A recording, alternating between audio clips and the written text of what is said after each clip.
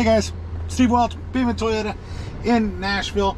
I've done a video like this prior, but I wanted to do one that was much better than what the previous one was, and that's per request from a lot of you guys. So what I'm going to do is I'm going to take us for a test drive with the Toyota Safety Sense system. All right, so a quick history of Safety Sense system. It started with Safety Sense C, Safety Sense P, and then it went from that to Safety Sense 2.0 and then 2.5 plus. So I'll go over a few of the variations between it as we take a ride here, but I'm going to kind of show you guys some things. I'm also going to link to this chart right here. This chart is an applicability chart of which cars have what on them. Last updated 7/20 of 21, so should be a pretty good article for you guys that you can actually look at and understand what your car has. So that being said, I'm going to take us for a ride here, and I'm going to show you the pieces of Safety Sense and how it works, a little bit of the history of what it is and why you want it. So first off, I'm going to be in a RAV4 here. RAV4 is a very nice one to use. It says Safety Sense 2.0, which is the majority of what Toyota puts out now is 2.0. When it started with Safety Sense C, Safety Sense C only had like 3 items. It was automatic high beams, lane departure, alert, and pre-collision system. And that was it. So then you had Safety Sense P, which Safety Sense P added to that, and Safety Sense P went through, you had automatic high beams, you had lane departure with steering assist, you also had dynamic radar cruise control, and I'm going to go over some of these as we're going. Just pay attention to you know, some of the wording, and then you'll know what I'm talking about. Also had the automatic high beams, and then it had the pre-collision system with pedestrian detection. So the pedestrian detection part is pretty important because that can see a person that goes across. So that was Safety Sense P. Safety Sense 2.0 added road sign detection and lane tracing. Safety Sense 2.5, that added and keep in mind it has everything the other one has, but then it added in addition to that, it has same lane object avoidance. So if you're in the same lane, it can actually go around that object. It also has sorry, and by the way, Safety Sense 2.0 and 2.5 also have low light pedestrian detection. I do want to mention that. But the 2.5 also has the ability to see somebody in a crosswalk and to avoid hitting somebody in a crosswalk. Also has the ability to keep you from getting T-boned by turning in front of somebody that's not stopping, like when you have a left turn arrow or that. So anyway, excuse me. I'm gonna go ahead and turn the cruise control on. That's right here on this car. It says radar cruise is active. I haven't set it yet because I don't want to yet. This button right here will say LTA is turned on. So lane departure, lane tracing are very similar, except lane tracing only works while you're in dynamic cruise control. What you'll see is if I cross over, you'll see that it bumped me back in my lane. You'll hear a little beep usually when it does that, but it'll bump you back in your lane as you cross. All right. So sometimes, and also if you use our turn signal to change lanes, it won't do that. But if you just change lanes, then it will beep at you. It will work to bump your steering wheel, but it won't fight you. That's the easiest way I can say to know about how that works. So if I kind of come over this way,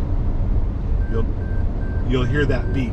All right, so I'm gonna go ahead and set this cruise control here. So I'm gonna try to get to where there's a car in front of me. So what you'll see is I've got it set. It shows a car. You might not be able to see that, but it shows a car on my center dash here, so it can see that car. This button right here will allow me to get closer or further away based off of several car lengths. About 6 car lengths or so is about what I average on the, or about what they say on the basic. Then you got about 4.5, then you got about 3 car lengths.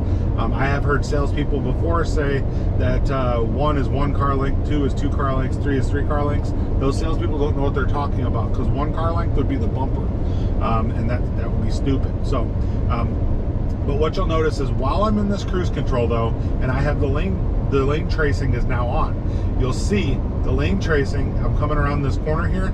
The lane tracing will take this corner for me. It is now steering the car. Now, if I let it steer for too long, the car is going to tell me to put my hands back on the wheel like it just did. It can sense that your hands are not, or either are or are not on the on the steering wheel. So I just used my turn signal to get over again. I was going to try to do that without that, but I'm just used to it. But anyway, so like I said, so Safety Sense P doesn't have the lane tracing, but it does have the lane departure. Now you also have road sign detection. So as I cross like the speed limit sign right here, it's going to see that speed limit sign, and it just put it on my dash right here. So it can see that speed limit sign. It knows what that sign is. It will also see stop, yield, do not enter, and the speed limit sign. So will it see all of them? Apparently not, but it will see most of them. All right. So some people ask about blind spot monitor as part of Safety Sense. Blind spot monitor is a separate item. That's a option item. It is not a Safety Sense item. So no, there's no Safety Sense that includes blind spot monitor, but obviously the ones with Safety Sense would have the blind spot monitor on them, right? Now you just heard me. It showed that I crossed over this line a little bit too, because I'm off cruise control now. So I went ahead and, you know, if I was to try to, and obviously you saw it didn't fight me, of course. And of course, like you guys know, I do this on the fly. I'm just talking like I would talk to somebody during a test drive. I'm not scripted or anything like that. So it is possible I'll leave something out, but it's just not likely. So at least pertaining to what I'm trying to show you guys. So now you do have a pre-collision system. I'm not going to demonstrate that, no matter how hard you guys try to make me. Just because I'm not going to aim at another car and, you know, just hit the gas. Don't really want to do that. So it's just something that inside me won't let me. But it does work. I have used it before. It has saved me and my family from an accident. So I do know that it works. So that's your pre-collision system, of course. So I do want to mention your dynamic radar cruise control. When you set that cruise control, if you come into traffic, let's say, all right, so if you're coming into where traffic's in front of you and you're slowing down, there are two different types. So there's part speed and full speed dynamic radar cruise control. The partial speed will actually bring you all the way down to 25 miles an hour, and then it'll shut the cruise control off. It's up to you at that point to continue. The full speed will actually take you all the way to a stop, and you always want to make sure that you check and know which one you have before you just assume it'll take you all the way to a stop. But the full speed will take you to a stop. Once you stop, you have to hit the gas again in order to get going. So if it stops you and you stop at and then a minute later or whatever, you're going at 5 miles an hour, but you're set at 55. If you tap the gas, it's not going to smash the gas to 55. It still sees that car ahead of you. That's going to be a problem. So it will still keep you from obviously going too fast. So and that's while you're in the dynamic radar cruise control, of course. So Toyota Safety Sense is on pretty much every Toyota, by the way, guys. So if, Camry, Corolla, RAV4, Highlander, I mean, pretty much everything has Safety Sense, with the exception of just a couple, which would be like your Supra and your Toyota 86. I believe those are the only two that don't have the Safety Sense system. So, and that's at least in the US, guys. So I know some of you guys watch overseas, and I love every one of you guys, but sometimes I'm not so sure on what you guys got. So, but Toyota put Safety Sense on even the base level car.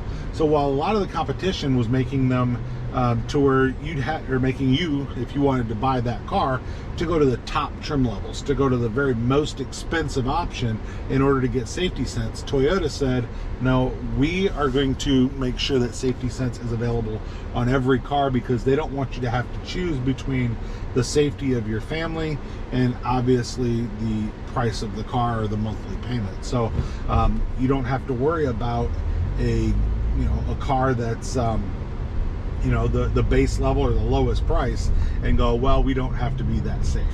So Toyota's put that on there. They also have the Star Safety System. Star Safety System is the brake assist, electronic brake force distribution, your anti-lock brakes, your smart stop technology, where if you put your brake and your gas down at the same time, the brake will override the gas. You also have your vehicle stability control, and I'm forgetting one of them, but there's another one in there. So and traction control. So you got all of those things too that are going to be on every Toyota. That's been around for a while, of course, but on every Toyota, of course. So just trying to give you guys some benefit here. You can obviously see that we're, you know, driving around. We're downtown Nashville, kinda. We're actually coming up on Music Row, and we're not going to be too far from a couple of the universities that are down here too. So it's a pretty cool area if you ever get a chance to drive down here in Nashville. But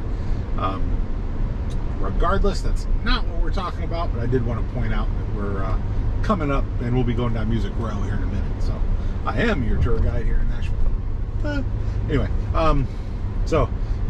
but hopefully you guys have enjoyed this video. I'm just trying to, like I said, give you guys an overview of Safety Sense, talk to you about what Safety Sense it has with it, and how it can keep you safer, make you a safer driver. Like obviously your lane departure, if you're tired while you're driving, then obviously that's not a thing that you should do. You shouldn't drive drowsy. But if you were to, you know, get a little tired while you're driving and lost a little control on your steering wheel, and it bumped over and it bumped you back with that beep actually does wake you up. It's kind of strange how that works.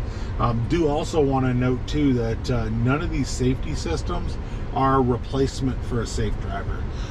So, you know, this isn't automated, all right? I'll call it semi-automated, I guess, but it's not meant to sit there and drive itself. You could put the cruise control on, let go of the steering wheel, and the car could steer?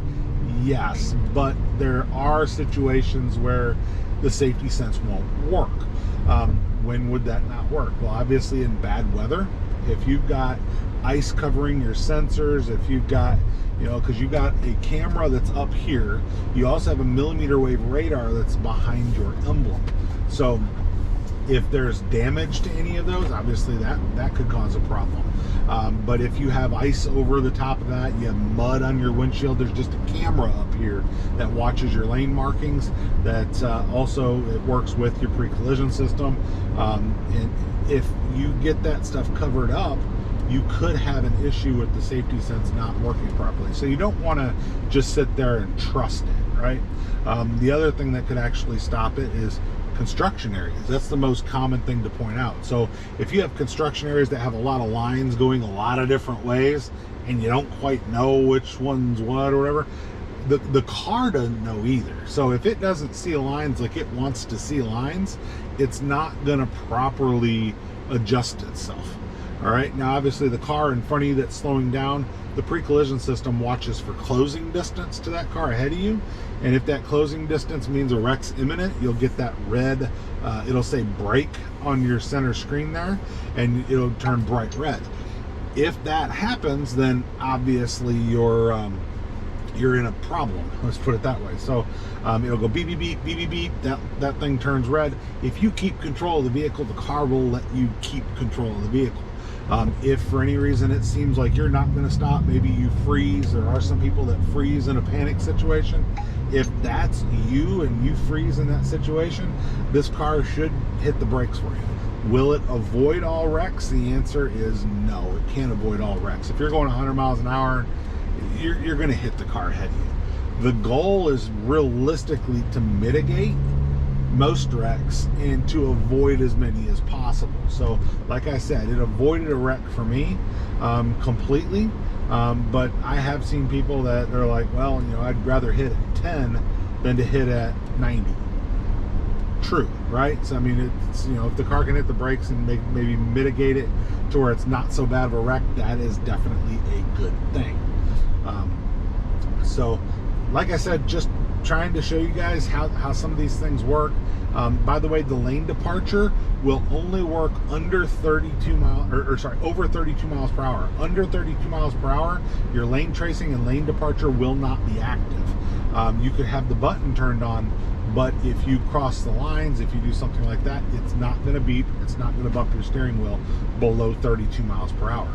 Also, your pre-collision system, it works from about 7 miles an hour up to just over 100 miles an hour on your pre-collision system. So if you're going over 100 miles an hour, and I think it's actually like 106, if you're going much over that, it's really not going to try to take over, because it's going to make it an unsafe situation at that point. You shouldn't be driving that fast, guys. Nobody has a speed limit there. So anyway, the other part is the pedestrian detection.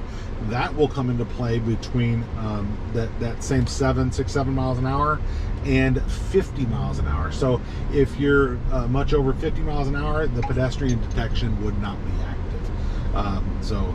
That's just all about safety, and it has to cut off at some point to try to make sure that people stay as safe as possible. That being said, obviously, like I said, you want to drive as safe as possible, keep as safe as possible, do the safe things, do the right things, and try to make sure that you're a safe driver. Try to make sure that you do everything to try to be as safe as you can possibly be. So now I don't know that I have a whole lot else. I'm just kind of, like I said, I'm just talking you guys through this. And I do have one other thing too. People have asked me before about animals in your pre-collision system or pedestrian detection. Now, there's a reason that Toyota does not call it animal detection. It's not meant to sense an animal. It's meant to sense a person that walks in front of a car. Now, that being said, I have had a couple people tell me that their system engaged when they saw a deer, and I guess with the right situation with that deer, that could definitely be possible. But I do know that it looks for things that are taller than 3 feet and shorter than about 6. So it kind of looks for that general realm for where it's going to end up hitting the brakes for you. So if you see a skunk running in front of you, you're gonna hit it. Just be forewarned. If you see a possum running in front of you, you're gonna hit that too. Squirrel, well, oops. I mean, it just, realize that's what's going to happen. You can't avoid all the animals, and you really wouldn't want to slam on the brakes for a squirrel, knowing that, somebody could be behind you or something like that, and there'd be no reason for you to have the brakes on. So, or at least in their eyes. All right. So, do want to mention all of that. Definitely a great system, Toyota Safety Sense. Hopefully I've given you guys a good view of it here, so you can see a lot of how I was, I turned things on here, of course, and you can see how I hit, how it, kept me steering, and there's some speed bumps here, but how it was steering, and how it helped you to, slow down, and as it paced cars, it would slow down as you got there. You didn't really get a good view of it doing the slowdown, because I had to push it back to the furthest distance for that, but it came off about 5 miles or so. Didn't really want to exceed the speed limit. So anyway, so what and to kind of give you an idea, when you change that setting, of course, it does get you closer each time. But if you were in that situation where everybody's going 40, speed limit 60, and you're just kind of bumper to bumper, it's nice to kind of have the car help you as you go through that system, or that traffic, of course. So hopefully I've helped you guys out. Like I said, I'm going to go ahead and I'm going to take the applicability chart and link it below the video. That way you guys can definitely see that and find out which one you guys have. So Safety Sense 2.5, by the way, that's on the Highlander, the CHR, the Camry, and will be on the 22 Avalon. So 22s going forward of those vehicles will have the Safety Sense 2.5 system. Most everything else is going to have 2.0, except for your trucks, which still have Safety Sense P. So definitely, hopefully that helps you guys out. But wanted to take another test drive. A lot of you guys were asking for it, so hopefully this gave you what you wanted. And Steve Welch with Beaman Toyota in Nashville. Definitely like, subscribe, helps me out a ton. just trying to get to the next level. But definitely like, subscribe. I appreciate every one of you guys. If you want to buy a car, you can always reach out to me at buyatoyotanashville@yahoo.com. buyatoyotanashville@yahoo.com. Steve Welch with Beaman Toyota in Nashville. You guys have a beautiful day, and I will talk to you soon.